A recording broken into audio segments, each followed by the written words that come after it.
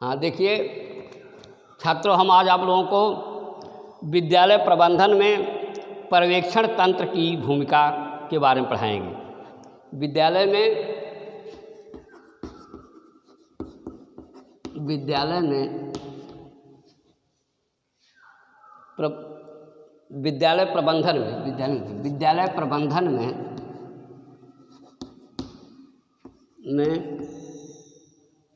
विद्यालय प्रबंधन में पर्यवेक्षण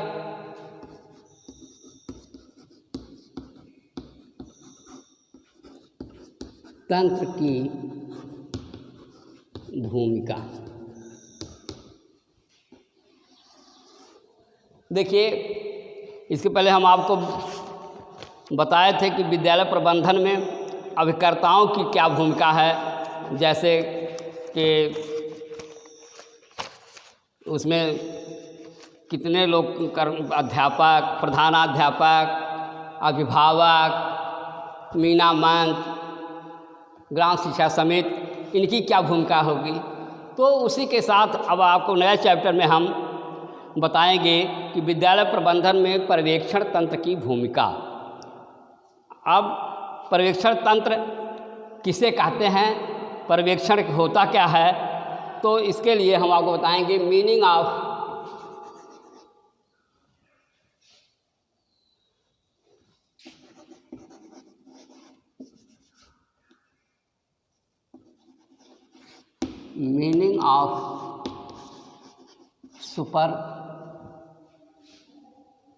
सुपरविजन।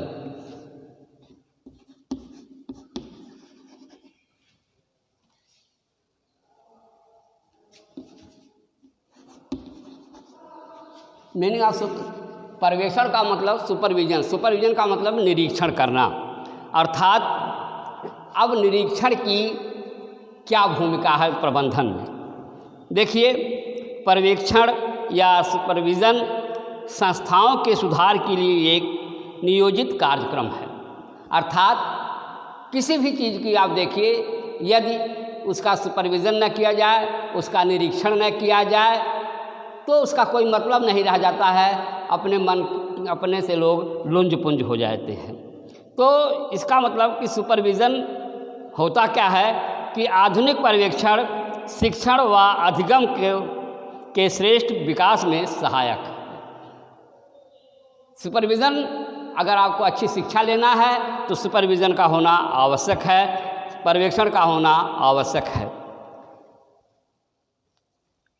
पर्यवेक्षण की परिभाषा देते हुए वर्तकी महोदय ने कहा है कि परिनिरीक्षण शिक्षक के विषय, बालक की अभिवृत्ति तथा शिक्षण अधिगम प्रक्रिया में सुधार करने से संबंधित है। अर्थात पर्यवेक्षण के द्वारा शिक्षण कार्य जो है सुचारू रूप से चलेगा। उसमें प्रधानाध्यापक, अध्यापक तथा छात्रों का सुपरविज़न किया जाता है और जिसके आधार पर उनमें सुधार किया जा सकता है। अब इसके सुपरविज़न में या पर्यवेक्षण की क्या उद्देश्य होना चाहिए। सुपरविज़न का पहला उद्देश्य या पर्यवेक्षण का सबसे पहला उद्देश्य है कि शिक्षकों, छात्रों व कर्मचारियों की समस्याओं से परिचित होना या उसका समाधान करना। सुपरविज़न से यह मतलब निकलेगा कि अगर हम उसका निरीक्षण करेंगे तो देखेंगे कि क्या विद्यालय में क्या कमी है, अध्यापकों की क्या कमी है, अध्यापक क्यों अच्छा शिक्षण कार्य नहीं कर पा रहे हैं, कर्मचारियों की क्या समस्याएं हैं। इन सब का समाधान जो है, इनका निरीक्षण से ही ये पता चलेगी क्या कमी है, और इस कमी के समाधान के लिए अपने से उच्चाधिकारियों को इसकी रिपोर्ट सौंपी जाएगी। नंबर 2, बृहद समाज की विद्यालय के क्या अपेक्षाएं हैं, उनका ज्ञान अध्यापक कराते हुए उनके अनुरूप कार्य करने हेतु प्रेरित करना। मतलब यह देखना है कि समाज किस रूप में आगे बढ़ रहा है, समाज की क्या अपेक्षाएं हैं, किस प्रकार से शिक्षा होनी चाहिए, उनके बच्चे अधिक से अधिक शिक्षा ग्रहण कर पा रहे हैं कि नहीं कर पा रहे हैं, इन सब का ज्ञान सुपरविज़न से ही या पर्यवेक्षण से ही होता है। तो इसका एक उद्देश्य यह है कि इसको हम जब करेंगे तो समाज की जो आवश्यकताएं होती हैं उसके अनुरूप हम उसकी व्यवस्था कर सकते हैं। नंबर 3 क्या उद्देश्य होना चाहिए, विद्यालय के प्रशासनिक ढांचे में उत्पन्न हुए दोषों का उन्मूलन करना। इससे यह है कि उनका एक उद्देश्य यह भी है पर्यवेक्षण का कि विद्यालय के प्रशासनिक स्तर पर जो कमियां हैं उसको देख करके, उसको समझ करके उस कमियों के दूर करने के लिए पर्यवेक्षण आवश्यक है। यह उसकी एक उद्देश्य भी है। शिक्षकों को की विशेष योग्यताओं के विकास हेतु उन्हें प्रोत्साहित करना एवं उन्हें अवसर प्रदान करना। इस सुपरविज़न का उद्देश्य है कि अध्यापकों को अच्छा से अच्छा अवसर प्रदान किया जाए, उनकी योग्यता के अनुसार उनको कार्य करने का अवसर मिले और उनकी समस्याओं को दूर किया जाए। नंबर 5, विद्यालय में कार्यरत सभी सहकर्मियों के मध्य मधुर संबंध स्थापित करना। अब ये देखना है कि कहीं कहीं किसी विद्यालय में बहुत से गुट बन जाते हैं, आपस में प्रेम व्यवहार नहीं रहता है, तो और जिसके कारण पढ़ाई जो है वो बाधित होती है। तो इसका एक उद्देश्य यह होता है कि निरीक्षण इसलिए आवश्यक है, इसलिए होना चाहिए कि अगर कहीं किसी विद्यालय में ऐसी स्थिति है तो उसको उसके समाधान करने की ज़रूरत है और उसमें समाधान किया जाए। छात्रों के विकास के विशेष रूप से ध्यान देना। छात्रों की शिक्षा का विकास के लिए सुपरविज़न का सबसे महत्वपूर्ण स्थान है। हम कैसे समझेंगे कि ये बच्चा क्यों नहीं पढ़ रहा है? अगर जब तक हम सुपरविज़न नहीं करेंगे, पर्यवेक्षण नहीं करेंगे तो उसका कोई ध्यान नहीं दे पाएंगे। इसलिए बच्चों के विकास के लिए, शिक्षा के विकास के लिए विशेष ध्यान देना इसका एक उद्देश्य है। नंबर 7, विद्यालय में उपलब्ध संसाधनों का शिक्षण को प्रभावशाली करने में प्रयोग करना। एक उद्देश्य कि मतलब जो शिक्षण संस्थाओं में जो उपकरण हैं, जो संसाधन हैं, वो सही रूप से काम कर पा रहे हैं या नहीं कर पा रहे हैं, इसका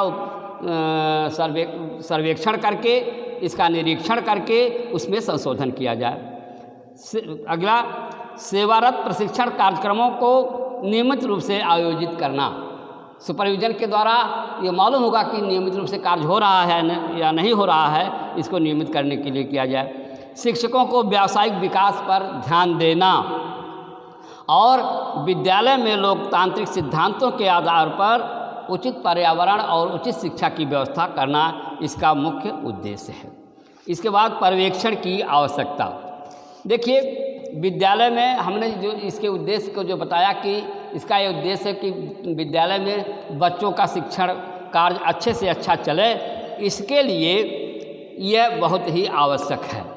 अब इस पर्यवेक्षण की आवश्यकता कई कारणों से मानी जाती है। नंबर 1, मूल्यांकन करने में मदद देना। पहली बात इसकी आवश्यकता यह होती है कि उसके विद्यालय का शिक्षण कार्य सही रूप से चल रहा है कि नहीं चल रहा है, बच्चे कितना सीख पा रहे हैं। तो इसका मूल्यांकन जब हम करेंगे, इसका निरीक्षण करेंगे, तो मूल्यांकन के लिए इसकी आवश्यकता होती है। नंबर 2, दूसरी बात,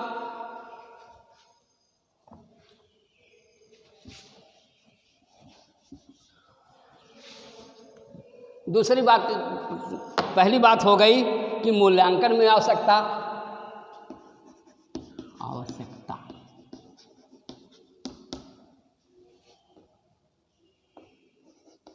पर्यवेक्षण की आवश्यकता। पर्यवेक्षण की आवश्यकता नंबर 1 पहली होती है मूल्यांकन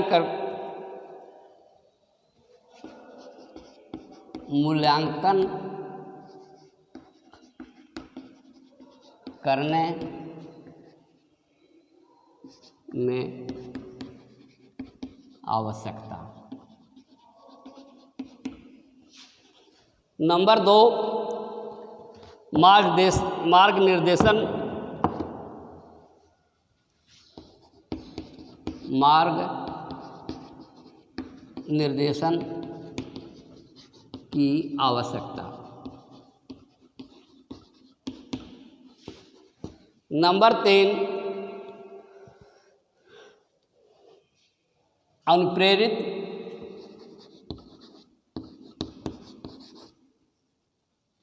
अनुप्रेरित करने में आवश्यकता। नंबर 4, ज्ञान के नवीनीकरण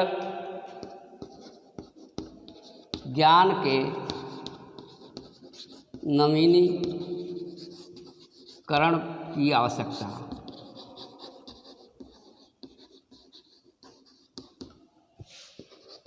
नंबर 5, विद्यालयों में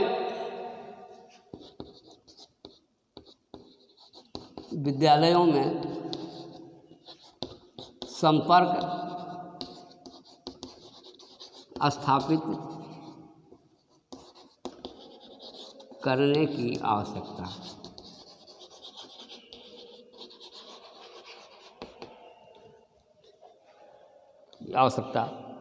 और कार्यरत अध्यापकों की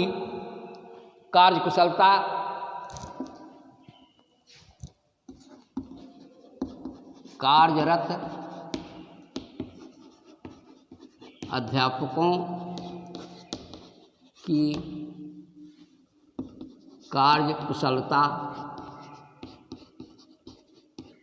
एवं समस्या समाधान की आवश्यकता।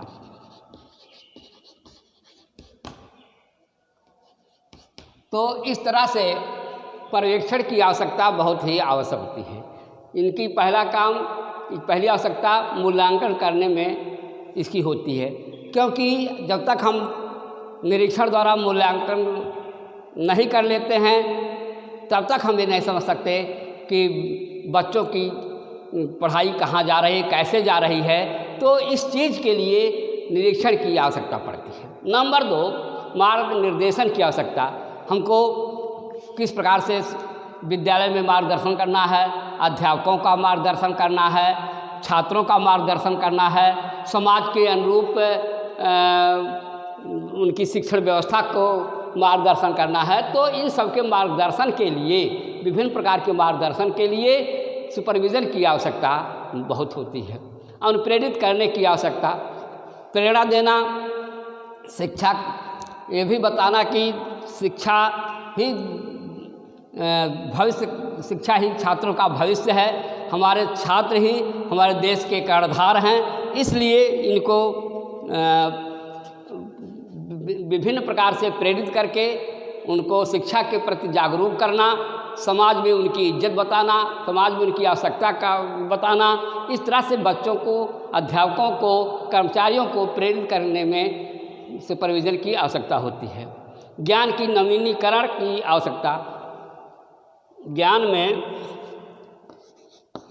मतलब बच्चों में किस प्रकार से ज्ञान दिए जाएं, किस नई नई विधियों का प्रयोग किया जाए, क्या इस समय कौन सी शिक्षण विधि ज़्यादा उपयोगी है, उनको मनोवैज्ञानिक ढंग से शिक्षण दिए जाएं। इस तरह से विभिन्न प्रकार की शिक्षण लर्निंग बाय डूइंग के आधार पर शिक्षा दी जाए। इस तरह से नवीनीकरण के लिए पर्यवेक्षण या सुपरविज़न की आवश्यकता होती है। विद्यालयों में संपर्क स्थापित करने की आवश्यकता। विभिन्न विद्यालयों में किस प्रकार से कैसे पढ़ाई हो रही है, कहाँ पढ़ाई नहीं हो रही है, उनका ज्ञान हमको सुपरविज़न से ही होगा, पर्यवेक्षण से होगा। इसलिए इसकी आवश्यकता पड़ती है।